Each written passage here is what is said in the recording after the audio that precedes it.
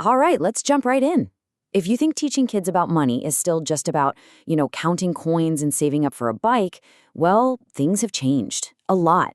Because in this new world where AI is pretty much everywhere, the rules for financial education have been completely rewritten. And this is the question that every parent, every educator is up against, whether they know it or not. I mean, the old lessons just don't quite land in a world of one-click purchases and algorithm-driven ads. So, what do we do? How do we get them ready for this world? The challenge itself has just fundamentally shifted.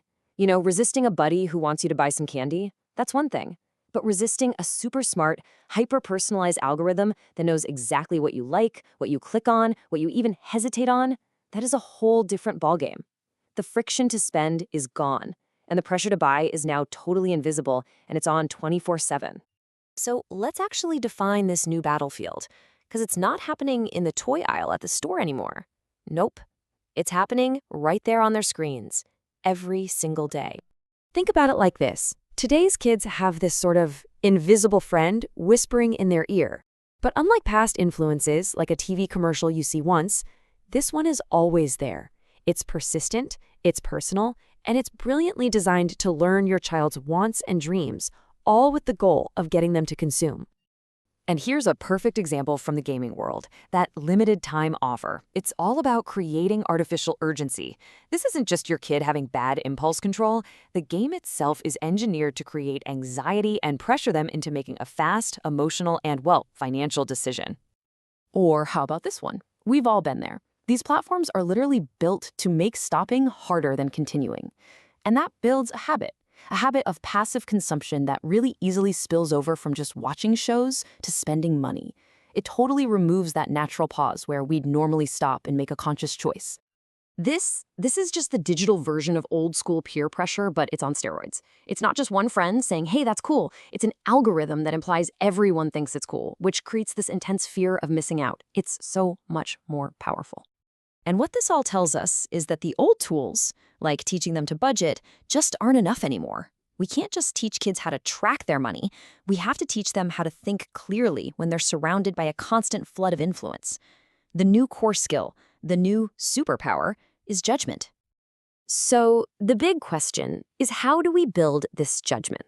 Well, believe it or not, the answer comes from a really surprising place, a kind of complex-sounding corporate standard for managing AI. Now, I know it sounds weird, but stick with me here.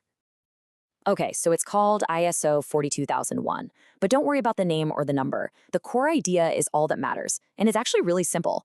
AI needs a human in the loop. It needs supervision. You can't just let it run the show on its own. And that single principle, that technology requires human judgment, is exactly the lesson we need to teach our kids. And that's really the heart of it, right? This corporate standard reminds us that the point of governing AI isn't to get rid of it, but to use it responsibly. Well, it's the same thing with financial education. The goal isn't to turn our kids into little Wall Street whizzes. It's to help them become clear-headed, responsible people who can navigate a really complex world. So let's take this big idea and break it down into 3 practical, learnable superpowers that we can actually give our kids. These are what build that new mindset for the AI age. Okay, superpower number 1 comes straight from that core principle we just talked about. We have to teach our kids that a recommendation from an algorithm isn't a command. It's just an output that requires a human to look it over. Their first thought shouldn't be, ooh, I need that. It should be, why are they showing me this? That tiny little pause, that's where judgment begins. And that leads us right into superpower number 2, digital literacy. It's about being able to look past the shiny surface and see the real intent. Asking, is this YouTuber's review for real, or is it a sponsored ad? Is this helpful article actually just one big sales pitch? Learning to ask this question is basically financial self-defense in today's world. And the third superpower is all about understanding risk. You can't learn to swim by just reading books about it on the shore, right? You gotta get in the water. We can't and we shouldn't protect our kids from every single financial risk. The goal is to teach them how to spot risk and manage it in safe, controlled environments where the stakes are low. Okay, so that's the mindset. That's the theory. But how do we actually do this? Let's talk about some real-world exercises we can use to build up that judgment muscle. I like to call these low-risk financial missions. For example, put them in charge of planning the family's breakfast for a week on a fixed budget, or have them research and compare prices for their own school supplies at 3 different places. The stakes are super small. If they pick the wrong cereal, it's not the end of the world. It's actually a fantastic lesson in consequences. These small mistakes, that's the tuition you pay for a great financial education. And what all of these missions train is one essential human skill that is the perfect counterpunch to the digital world. See, AI and algorithms work at lightning speed. They are designed for impulse. Our human advantage, our best defense, is our ability to deliberately slow down our thinking. And to make that slow thinking into a real practical habit, there's a super simple rule we can teach. And it all revolves around this number right here. 3. It's the 3-3-3 rule. It's simple, it's sticky, and honestly, it's incredibly effective. First, just wait 3 minutes before any impulse purchase. Let that initial emotional rush fade. Second, get 3 comparisons. Look at 3 other options or prices so you don't get locked into the very first thing you see. And finally, ask free questions to get your logical brain involved. Why this? Do I really need it? And will I even care about this in a year?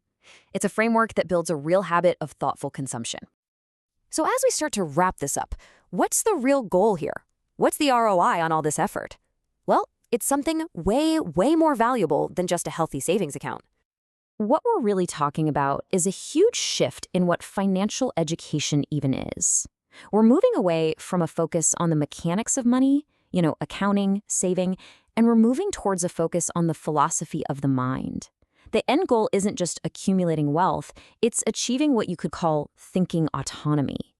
At the end of the day, this whole new approach isn't about making kids rich. It's about giving them the mental tools they need to live with clarity and with freedom in a world that is just constantly trying to influence them for profit.